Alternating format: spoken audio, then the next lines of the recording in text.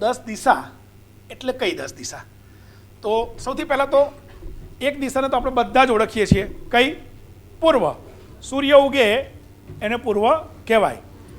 તો પૂર્વ, જ્યાં સૂર્ય ઉગે અને જ્યાં આથમે એ કઈ દિશા? પશ્ચિમ.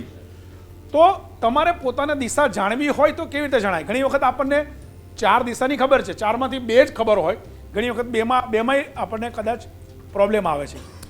તો એ જે 4 દિશા છે એ કઈ દિશા? તો સૂર્યની સામે મોઢું કરીને ઊભા રહો, એની સામે મોઢું કરીને ઊભા રહો છો તો એ દિશા છે એ પૂર્વ છે, પાછળ છે એ પશ્ચિમ છે, તમારો જમણો હાથ જ્યાં જાય છે એ દક્ષિણ છે અને ડાબો હાથ જાય છે એ ઉત્તર છે. તો પૂર્વ, પશ્ચિમ, ઉત્તર અને દક્ષિણ, આ 4 દિશા થઈ ગઈ. હવે આ 4 દિશાની સાથે સાથે 4 ખૂણા છે. કયા 4 ખૂણા?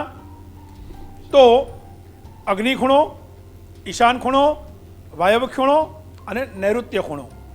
તો 4 દિશા તો આપણને ખબર પડી ગઈ. પૂર્વ સૂર્ય ઉગે છે, સૂર્ય હાથમે છે પશ્ચિમ, જમણો હાથ દક્ષિણ, ડાબો હાથ ઉત્તર.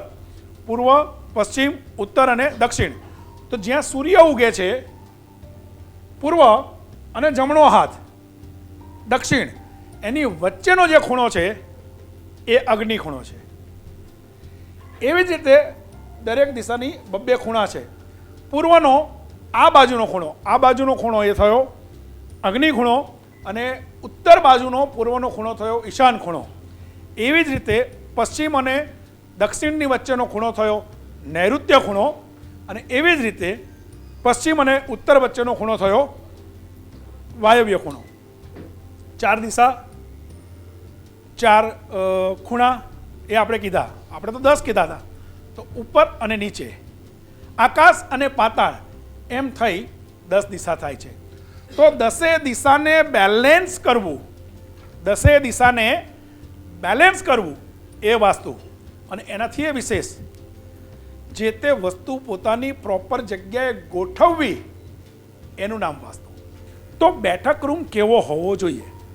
બેઠક રૂમની અંદર વાસ્તુનો એક નિયમ એ છે કે ઉત્તર અને પૂર્વ દિશા ખાલી હોવી જોઈએ. ઉત્તર અને પૂર્વ દિશા ખાલી હોવી જોઈએ. પશ્ચિમ અને દક્ષિણ દિશામાં વજન હોવું જોઈએ. તો તમારો જ્યારે બેઠક રૂમ હોય એ બેઠક રૂમની અંદર પણ તમારે નક્કી કરવાનું કે ભાઈ આપણા બેઠક રૂમથી પૂર્વ દિશા ક્યાં છે. એક સમય એવો હતો કે આપણને દિશા જાણવા માટે કંપાસ, હોકાયંત્ર જેને કહેવાય, એ કદાચ અવેલેબલ નહોતું, પણ હવે તો બધાના ફોનમાં તમે તરત જ જોઈ શકો છો. ફોનમાંથી પણ તમે જોઈ શકો છો કે પૂર્વ દિશા ક્યાં છે. તો તમારા બેઠક રૂમની અંદર પૂર્વ દિશા ખાલી રાખવી જોઈએ અને ઉત્તર દિશા ખાલી રાખવી જોઈએ. પશ્ચિમમાં અને દક્ષિણમાં વજન હોવું જોઈએ. પણ હવે માની લો આપણો બેઠક રૂમ એવડો મોટો નથી કે જેની અંદર તમે એ દિશા ખાલી રાખો ને આ દિશામાં વજન મૂકો. તમારી જે બેઠક વ્યવસ્થા છે એ જગ્યાએ, તમારી જે બેઠક વ્યવસ્થા છે એ જગ્યાએ એવી સિચ્યુએશન છે કે તમારે પૂર્વમાં અને ઉત્તરમાં જ બેઠક વ્યવસ્થા રાખવી પડે છે. બેઠક રૂમની અંદર જે બેઠક વ્યવસ્થા છે તો શું? તો એટલું યાદ રાખો, શક્ય હોય તો લાકડાનું ફર્નિચર બનાવજો. સ્ટીલના સોફા કે બીજા કોઈ મેટલના સોફા ન વસાવશો, અધરવાઇઝ એ ઇમ્બેલેન્સ કહેવાશે. હવે માની લો કે કોઈના ઘરમાં છે તો શું ફેંકી દેવાના? ના. તોડી નાખવાના? ના. તોડફોડનો કોઈ ફંડા છે જ નહીં. તમારા ત્યાં જો કદાચ માની લો કે મેટલના કે એવા કોઈ સોફા હોય તો એની નીચે લાકડાના પાયા મૂકી દેવાના, અથવા તો એવા ચોસલા કરીને લાકડાના સોફા થોડોક ઉપર થશે, કદાચ 1 ઇંચનું પણ લાકડું મૂકી દેશો તો એ બેલેન્સ થઈ જશે. એની સાથે સાથે ઘરની અંદર ઘણી બધી વખત આપણે લોકો શું કરતા હોઈએ છીએ કે સોફાની આગળ એક ટીપોય મૂકતા હોઈએ છીએ અને ટીપોય બહુ વજનદાર હોય છે. તો ઘરમાં એક બ્રહ્મસ્થાન હોય છે. બ્રહ્મસ્થાન એટલે શું? બ્રહ્મસ્થાન એટલે માની લો કે આપણું ઘર છે, એ ઘરની અંદર અગ્નિથી વાયવ્ય અને ઈશાનથી નૈઋત્ય 4 લીટી દોરો અને વચ્ચે જે જગ્યા આવે એ બ્રહ્મસ્થાન કહેવાય. તો બ્રહ્મસ્થાન દૂષિત થવું જોઈએ નહીં, બ્રહ્મસ્થાન ખાલી રહેવું જોઈએ. ઘણી બધી વખત ફ્લેટમાં રૂમે બ્રહ્મસ્થાન હોય, કારણ કે જ્યારે તમે બંગલો બનાવો છો તો બ્રહ્મસ્થાન યોગ્ય હોય, પણ બંગલો નથી, એક જ જગ્યા ઉપર એક સામટા 10 ફેમિલી રહેતા હોય તો રૂમે રૂમે વાસ્તુ કરવાનું હોય. તો રૂમે રૂમે જ્યારે વાસ્તુ કરવાનું હોય તો એમાં શું હોય છે કે તમે ક્રોસ કરો અને એમાં જે વચ્ચે જે સ્થાન આવે એને બ્રહ્મસ્થાન કહેવાય.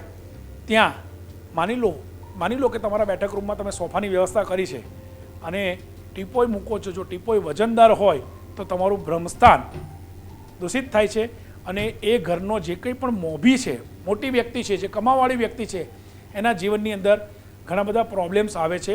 માટે બ્રહ્મસ્થાન દૂષિત થવું જોઈએ નહીં. જો વેપારની જગ્યા વાસ્તુ બેલેન્સ હશે તો સફળતા ચોક્કસ મળશે. આ બહુમૂલ્ય ગ્રંથ વસાવીને તમારી જાતે જ ખૂબ જ સહેલાઈથી વાસ્તુ બેલેન્સ કરો. મહેનતનું ફળ મેળવવા પાછળ ગ્રહો તેમજ કુંડળી ખૂબ જ મહત્વપૂર્ણ ભાગ ભજવી શકે છે. 30 વર્ષના અનુભવી એસ્ટ્રોલોજર શ્રી શૈલેન્દ્રસિંહજી વાઘેલા બાપુનો સંપર્ક કરીને સચોટ માર્ગદર્શન મેળવો. વાસ્તુ બેલેન્સ અને સુખી જીવન એકબીજાના પર્યાય છે.